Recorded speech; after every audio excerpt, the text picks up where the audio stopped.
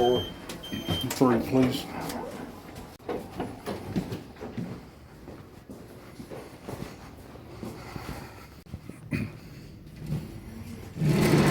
Harlan Denton.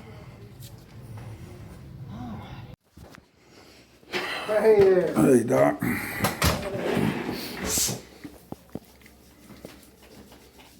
Well, are you getting up and around and doing some activities?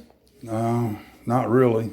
Not really? Yeah, move around, walk around a little bit, but been doing a lot of sleeping. Okay.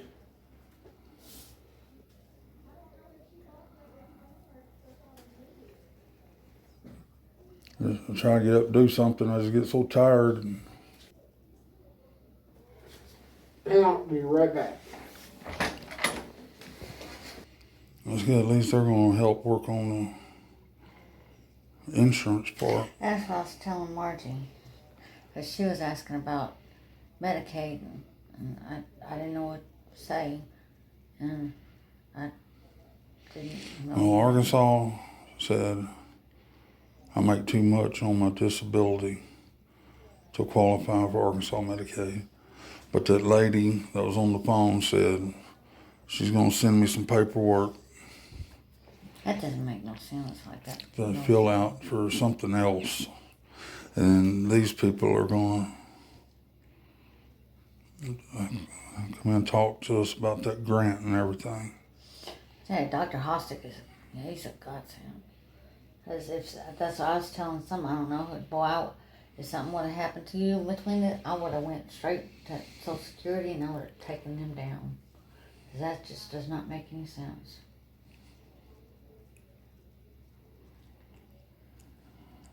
Bust your ass all your life and you turn around and try and need help and they don't want to give you your money and help you out.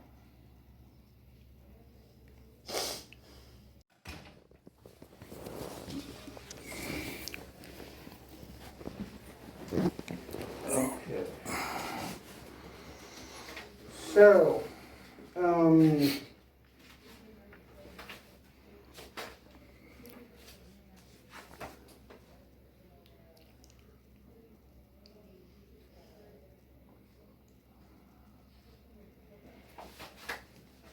so UAMS had issues with you not having insurance.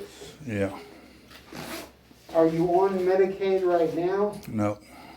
Okay, is that in the works?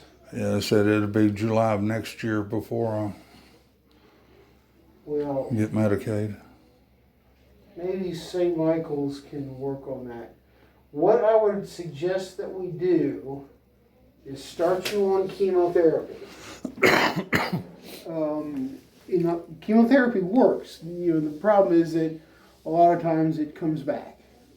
Chemotherapy can't always get rid of it forever. Yeah. But I think we should start you on chemotherapy, and we should be able to get you set up at St. Michael's, and they can get some funding and they can get some stuff going. If they can get the process expedited, then after 2 or 3 or 4 cycles of chemotherapy, if we can get you on Medicaid, we may be able to get you referred to UAMS then, and get things, get the stem cell transplant looked at. But we need to do something now. Yeah. So the standard treatment for this in terms of community-based chemotherapy is a regimen called RCHOP. So there are 5 different medicines. 4 of them are intravenous. 1 of them is a pill, prednisone, a steroid. Do you have a Metaport? Okay. No, that's what she's saying on the phone, so they have to get me set up to. So we'll get you set up to do that. That's easy. The surgeon would do that as an outpatient. It's a very easy thing to do. It's like a little disc type thing that they put under your skin. Has a catheter to the big vein, and when we need to access it, we stick a needle through the skin into the port, deliver the chemotherapy into it. And since it's underneath your skin, when we're not using it, you can bathe and shower and do whatever you want to do. You don't have to mess with it. So the regimen consists of an antibody medicine called Rituxan, that's the R. And then there are 2 intravenous medicines, chemotherapy medicines that you get. The 3rd intravenous chemotherapy medicine is actually delivered with a pump. So you come in, you get all the intravenous stuff, and then you get hooked up to this pump. It's about the size of a portable radio, and has a bag of chemotherapy. You wear it in like a belt pack, and it infuses the 3rd intravenous medicine continuously over, well, the 4th medicine, continuously over 2 days. So you come in, you get some intravenous stuff. It takes several hours, especially the first cycle. And then you go home with this pump. It goes for 2 days. You come back 2 days later, and we disconnect it. We give you a shot of a medicine to keep your blood counts built up. And starting on that first day, when you first come in for the intravenous chemotherapy, you take prednisone. You take 100 milligrams a day. So it's a pretty decent dose. But the steroid, the prednisone, is actually part of the chemotherapy regimen. Steroids actually kill lymphoma cells. So you take that for 5 days in a row. So it's a bunch of intravenous stuff, get hooked up to a pump, start the pills.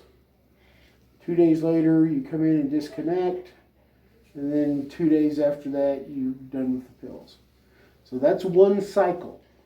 Like 5 days of treatment. A day of intravenous, 48 hours of a pump, and 5 days of a pill. And the nurses, when you first come in, the nurses will go over everything all again. They'll make sure you've got it sorted out. And once you start doing it, it becomes a lot easier. You kind of it gets a lot more familiar, and you'll be fine with it. So 5 days of treatment. We do that every 3 weeks, every 21 days. So treatment in the beginning. The next week we'll check a blood count. The next week we'll check a blood count, and I'll see you again in a clinic setting like this. And then the next week we start all over again. So each cycle is 3 weeks. In terms of side effects, your hair is going to fall out. Your beard may or may not fall out, but the hair on top of your head usually does. Nausea and vomiting generally is not much of an issue. We have very good medicines nowadays that help prevent the nausea and vomiting. So that's usually not too much of an issue. The taste of food can change, or your appetite can decrease. So that's usually not too bad. You can get some numbness and tingling in your fingers and toes. If that happens, it usually occurs after several cycles, 6 or 8 cycles. It's usually not in the beginning. But we'll keep an eye on that. One of these medicines, the one that you get in a pump, can actually affect your heart muscle. It can weaken your heart muscle. It tends to be less likely to do that if you use the pump and give it over 2 days than if you give it all at once. They figured that out 30 years ago at MD Anderson. So not everybody uses a pump, but that's where I trained, and that's what they do, so that's what I do. The thing we worry the most about are low blood counts. So this 3-week regimen, you get your treatment, about 10 days into it or so, you might feel kind of weak and tired for a few days. Then you turn around and come back up again, you feel good, and it's time to go again. So that pattern kind of repeats itself. You do okay, you take a little dip, you come back up. At that dip, that's also usually when your blood counts are the lowest. If your blood counts get too low, you could be at risk of getting an infection. If it's a bad infection, like a pneumonia, you could end up in the hospital. Even if that happens, the typical course of events is you get admitted, you get some antibiotics, you get better, you go home. But of course, anything that is serious enough to put you in the hospital is serious enough to become life-threatening. Yeah. People can die as a consequence of chemotherapy. It happens about 1 to 2% of the time. So it's a very small number, but it's not zero.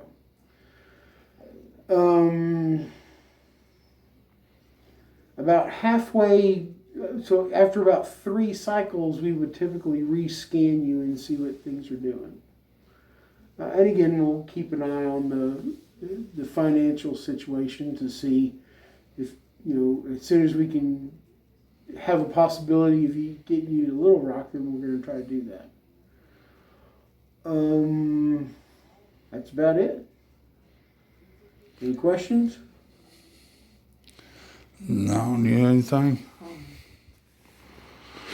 Just, she was talking to one of your ladies. They're supposed to talk to me about, because I've got the deal through Krista St. Michael, the financial, but she's talking about working with me about my Medicaid and trying to get it a lot sooner.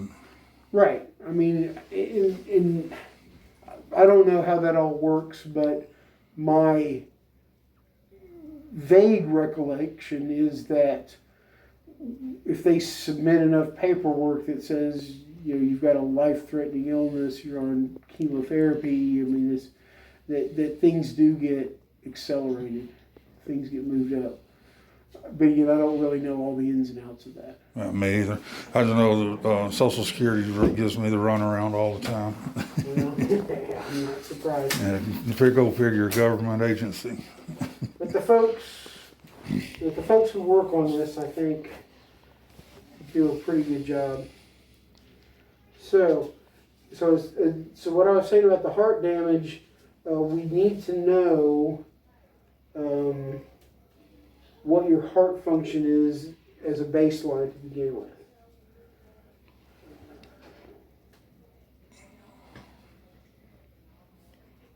Have you ever used a surgeon here in town for anything? Biopsy or hernia or gallbladder or nothing? No, just Dr. Saporita for the stents. Okay. All right. So we'll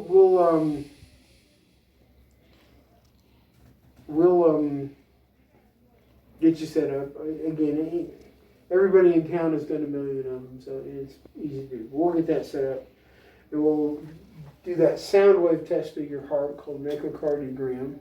So we have a good baseline of that. Oh, we also use Dr. Pickleman for the bladder cancer. Okay.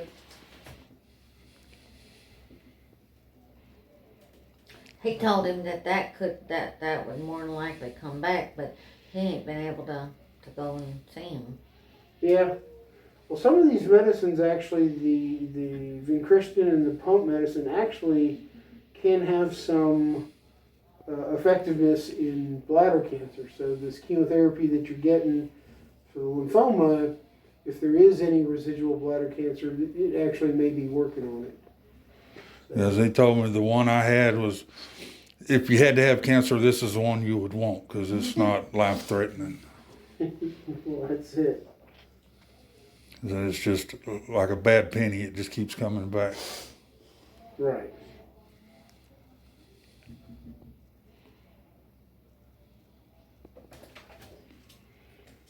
All right. So we need the Metaport. We need the echocardiogram.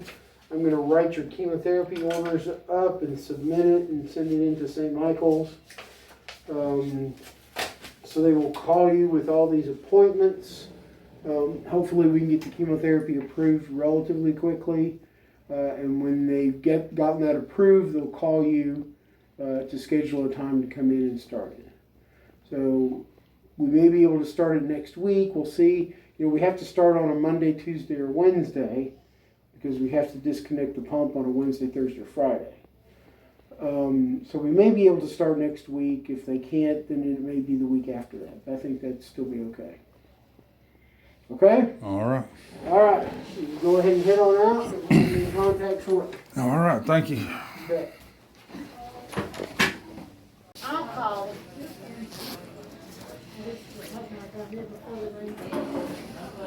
You can go ahead and go because I got to schedule this stuff, okay? Okay. She didn't want to talk to us or anything? No, not yet. She said she didn't. Hold Okay. on. She did tell me that the program that she had in mind, it required you to have insurance. And what it did was assist with co-payments. And I said, well, no, he doesn't have any insurance. So she's going to have to find something else. The one that she had in mind was one for co-pay assistance. But I told her they'd still enroll you in that lymphoma because they got funding. They will get you money. So I told her to still do that one. But what I want her to do is to help me get you medical insurance where I can send you to UAMS to get that still surgery. We really appreciate I appreciate it a whole lot. You're welcome. All right, we'll see you when y'all get everything else ready. Now, the surgeon will call you about this port. And I'm going to call them in a minute. I'm trying to get this man some blood. And I'll call you about this echo at St. Michael's, okay? Okay, All thank right. you. All right, there you have it, guys. It's our update as of right now. It's everything we know. As soon as we get more information, I'll surely let everybody know and keep everybody updated on this. Just want to let y'all know I appreciate every one of y'all very much for all your support, donations, everything. You just don't know what that means. And God willing, we're going to beat this. So we'll see y'all later.